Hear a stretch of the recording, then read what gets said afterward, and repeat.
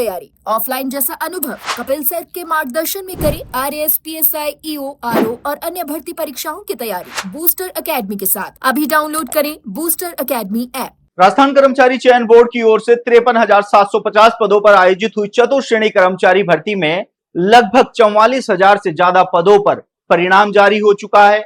इनको विभाग आवंटित हो चुका है और अब इनकी नियुक्ति प्रक्रिया का कार्य तेज गति से चल रहा है और बताया यह जा रहा है कि अगले 2 से 3 सप्ताह में इन अभ्यर्थियों के नियुक्ति आदेश जारी होने के साथ ही इनकी नियुक्ति प्रक्रिया भी आगे बढ़ेगी। यानी कि मान के चलते हैं कि अगस्त में इन 44,000 जो चयनित अभ्यर्थी हैं उनको नौकरी की सौगात मिल जाएगी। लेकिन 53,750 पदों पर निकाली गई इस भर्ती में 44,000 से कुछ ज्यादा अभ्यर्थी ही अगस्त तक नौकरी पा सकेंगे। बाकी के 9,000 अभ्यर्थियों का क्या?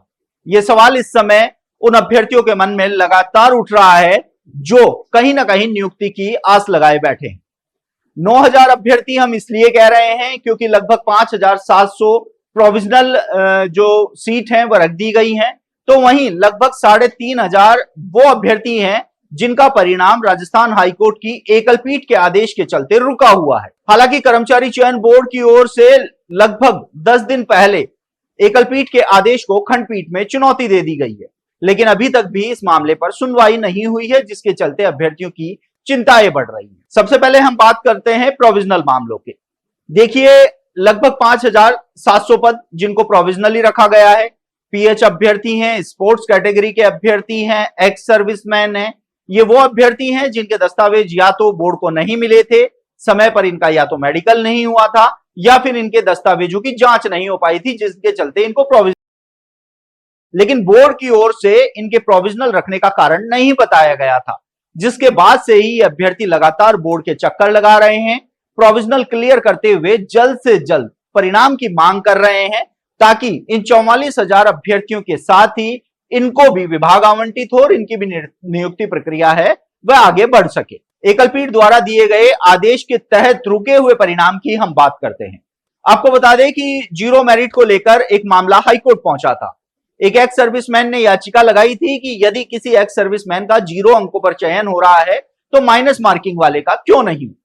हालांकि कोर्ट ने इस मामले को गंभीरता से लिया और 0 मेरिट में शामिल तमाम उन कैटेगरी के परिणाम पर रोक लगा दी थी जिनका चयन 0 अंक पर हो रहा था। इसमें SC, ST, OBC, MBC, EWS, विधवा कोटे की महिलाएं वो शामिल थी और इनकी संख्या लगभग 3,500 है।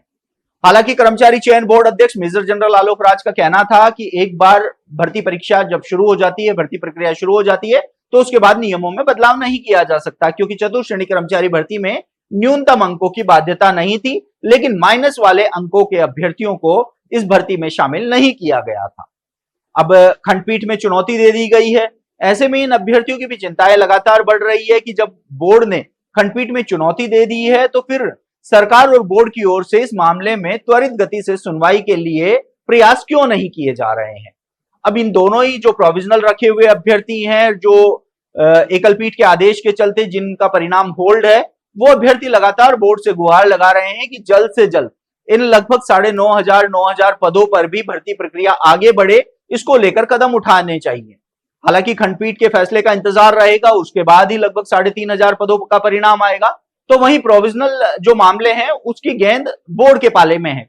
बोर्ड चाहे तो तेज गति से इन पर काम करते हुए प्रोविजनल मामलों को जल्द से जल्द क्लियर कर सकती है और जो इनका परिणाम जारी करते हुए इनके भी विभाग आवंटन और नियुक्ति प्रक्रिया की कार्रवाई आगे बढ़ सकती है। तो वहीं जो 0 मेरिट है उसका फैसला खंडपीठ के आदेश के बाद ही आता हुआ नजर आएगा। ऐसे में अब देखना होगा कि जहां 53,750 पदों में से 44,000 से ज्यादा जो अभ्यर्थी हैं उनके घरों में खुशियां आ चुकी हैं, विभाग आवंटित हो चुके हैं, नियुक्ति प्रक्रिया आगे बढ़ रही है, तो ऐसे में इन लगभग 9,500 अभ्यर्थियों के जीवन में खुशी, क्योंकि सरकारी नौकरी एक खुशी होती है, तो ये खुशियां उनके घरों में कब आएगी ये बोर्ड और कोर्ट के आदेश पर निर्भर करता है। आप देखते रहिए एजुकेशन नगरी, मैं हूं ललित वर्मा।